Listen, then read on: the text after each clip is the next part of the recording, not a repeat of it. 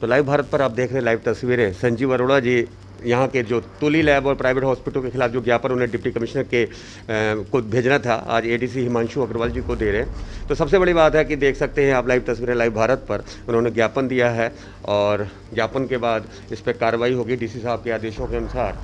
यहाँ पे एडीसी साहब यहाँ पे उन्होंने ज्ञापन ले लिया है कि आज हम जो शहर में जो गोरख धंधा चल रहा है उसके लिए हम अपने शहर के बहुत ही यंग एंड ऑनेस्ट और यूथ आइकॉन हमारे हिमांशु अग्रवाल जी एडिशनल डिप्टी कमिश्नर जो आईएएस हैं, और इनका जो गुरु नगरी की प्रति सेवा का जो वचनबद्धता है इनकी, वो जग जाहिर है, सबको पता है। इसीलिए हम आज इनके पास हाजिर हुए हैं कि कोरोना की आड़ में ये जो गोरख धंधा चल रहा है ये उसमें हमारा साथ देंगे और हमें इंसाफ दिलाएंगे। इसलिए हमने इनको ये आज प्रार्थना पत्र दिया है।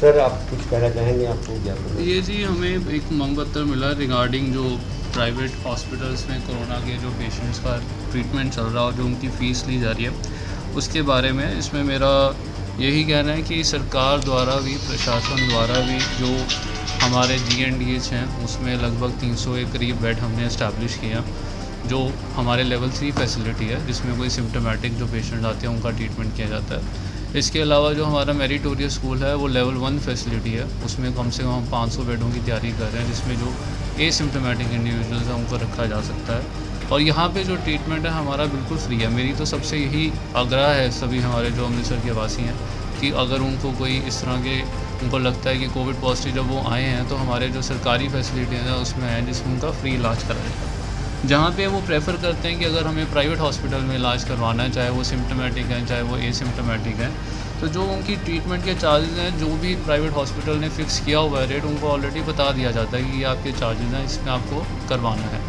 सरकार की तरफ से हमें हदायत आई हुई है कि जब हमारी गवर्नमेंट फैसिलिटीज़ फुल हो जाएंगी, सैचुरेट हो जाएंगी, तो हम CGHS रेट पे जो हमारे पेशेंट हैं वो प्राइवेट हॉस्पिटल्स को रेफ़र कर सकते हैं। बट सैचुरेशन से पहले अगर कोई व्यक्ति अपना इलाज जो है प्राइवेट हॉस्पिटल में करवाना चाहता है तो उसकी वो स्वयं इच्छा है कि मैंने इस हॉस्पिटल से करवाना है या इस हॉस्पिटल से करवाना है। सर सबसे बड़ी बात है जो सरकारी आपकी व्यवस्था है, सरकार की व्यवस्था है, जो हम सरकारी बात करें 10-10 दिन तक वहाँ पे नेगेटिव पॉजिटिव की रिपोर्ट नहीं आती, वेंटिलेटर उनके पास नहीं है, तो आखिर में जो अपने परिवार को बचाने के लिए प्राइवेट हॉस्पिटल में जाता है तो लूट का शिकार बन जाता है। तुली लैब पॉजिटिव नेगेटिव के फेर में फंसी है, कई ऐसे आरोप लगे हैं, जाँच की मांग की जा रही है, तो ये आपको जाँच की मांग की ज्ञापन दिया गया है। जी तुली लैब का जो केस आया था वो हमने सरकार को भेज दिया।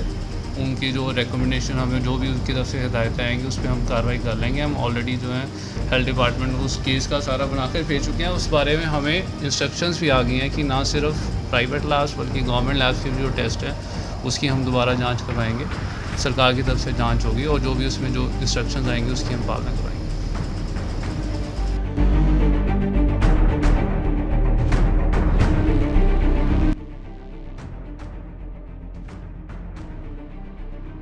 जय हिंद जय भारत। दोस्तों आप देख रहे हैं लाइव भारत में, आपका दोस्त सफर शुक्ला। आज फिर दोबारा पहुंचा है लाइव भारत एक ऐसे मामले को लेके जो शहर का सबसे चर्चा से भरा मामला था। जी हाँ, हम बात कर रहे हैं तुली लैब की। तुली लैब का सबसे पहले मामला लाइव भारत ने उठाया, उसके बाद में अलग अलग सियासत भी बीच में आई और हमारे पंजाब कांग्रेस प्रदेश के जनरल सेक्रेटरी संजीव अरोड़ा जी ने भी ये मुद्दा उठाया और बात पहुंची कैप्टन सरकार के पास। और कल विजिलेंस की रेड हुई है और उसके बाद अब आगे की कार्रवाई चल रही है। तो हम बात करते हैं संजीव अरोड़ा से कि उनकी सरकार उन्होंने उठाई थी आवाज़, और जब ये विजिलेंस रेड पड़ी है उसके बाद उनका क्या कहना है, तो हम सीधे चलते हैं, रूबरू होते हैं संजीव अरोड़ा जी से। संजीव अरोड़ा जी क्या कहना चाहेंगे आप? सबसे पहले तो मैं शुक्ला जी खासकर आप ही को मुबारकबाद देना चाहता हूँ, क्योंकि ये लोगों को जगाने का मसला सबसे पहले आप ही की तरफ से, आपके चैनल की तरफ से शुरू हुआ था। इसके लिए आपको बधाई है। और उसके बाद मैं बहुत बहुत आभारी हूँ माननीय कैप्टन अमरिंदर सिंह जी, मुख्यमंत्री पंजाब, और हमारे सभी विधायकगण, हमारे मंत्रीगण और हमारे सांसद, मैं उन सब का और ख़ासकर हमारे प्रशासन का बहुत बहुत आभारी हूँ जिन्होंने इस दुख की घड़ी में, इस दर्द की घड़ी में, इस चिल्लाहट भरे माहौल में उन्होंने लोगों के दुख को, दर्द को समझा और एक भरपूर प्रयास किया गया लोगों के ज़ख्मों पर मरहम लगाने का।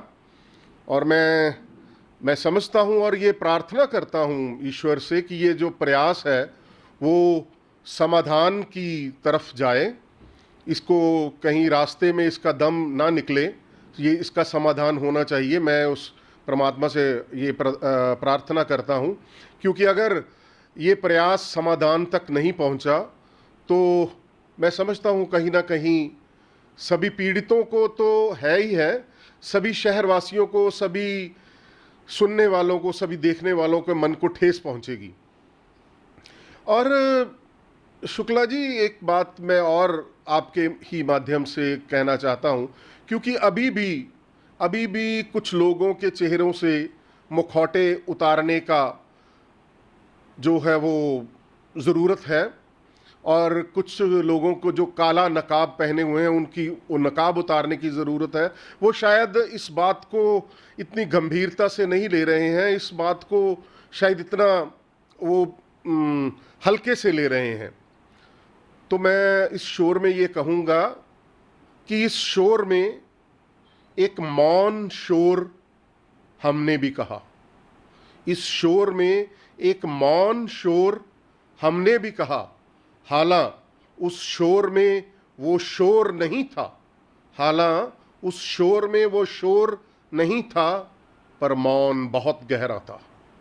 ये समझने की बात है शुक्ला जी, पर मौन बहुत गहरा था। हमारे संस्कार और हमारी संस्कृति ये हमें सिखलाती है, हमारे संस्कार और हमारी संस्कृति हमें ये सिखलाती है कि चाहे मतभेद भी हों तो तहजीब में कहिए। और आगे जैसे आप ही का दिया हुआ एक स्लोगन है, मुझे याद है शायद बहुत साल पहले आपने एक स्लोगन दिया था, अमृतसर बोलदा शहर बोलदा, याद होगा आपको। तो वो शहर की तरफ से मैं एक छोटी सी गुजारिश आपके माध्यम से सभी हुक्मरान को भी, और उनको ताड़ना, उनको एक चेतावनी देना चाहता हूं, जो लोग अभी भी इस कुकर्म ये जो कर रहे हैं उनसे अभी उनकी दृष्टि हटी नहीं है। वो कहते हैं कि गनीमत है सब्र मेरा, गनीमत है सब्र मेरा, अभी मैं लबालब बरा नहीं हूं।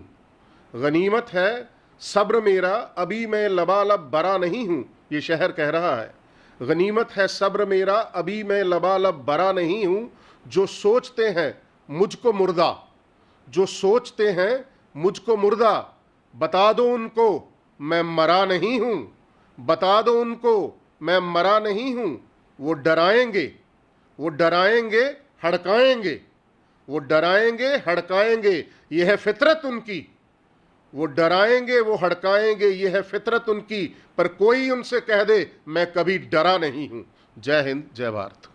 तो ये दो टूक शब्दों में संजीव अरोड़ा जी ने बहुत बड़ी बात की है, शोर की बात की और मौन की बात की, और ये भी बात की कि बता दो उन्हें कि मैं अभी मरा नहीं हूँ। तो मैं आपको बता दूँ कि अमृतसर पूरे पंजाब में कोरोना का नंबर 1 बन चुका है। सबसे बड़ी बात है, कोरोना के केस दिनों दिन बढ़ रहे हैं। जिस तरह तुली लैब पर सवालिया निशान उठे थे, कल विजिलेंस जांच हुई है और विजिलेंस ने सील कर दिया है। तो सबसे बड़ी बात है कि ये मामला जो कैप्टन सरकार तक पहुंच गया, और इस मामले को उठाने वाले और भी लोग हैं, लेकिन प्रमुखता से जिस तरह से एडीसी को, हिमांशु अग्रवाल को इन्होंने विज्ञापन दिया, और उसके बाद में कैप्टन अमरिंदर सिंह को लिखा। और सबसे बड़ी बात, जिसकी सत्ता, जिसकी सरकार, जिसके एमएलए, जिसके एमपी, उन्हीं की पार्टी का एक जनरल सेक्रेटरी अपनी ही पार्टी के प्रमुख को लेटर लिखी और कैप्टन सरकार से उन्होंने जांच की मांग की। तो मैं समझता हूं कहीं ना कहीं संजीव अरोड़ा ने अमृतसर वासी होने का पूरा अपना प्रण निभाया। और जिस तरह से विजिलेंस जांच हुई, और मैं समझता हूं जैसा कि उन्होंने कहा कि इस शोर में कहीं मौन और शोर, इन दोनों को जो उन्होंने अपनी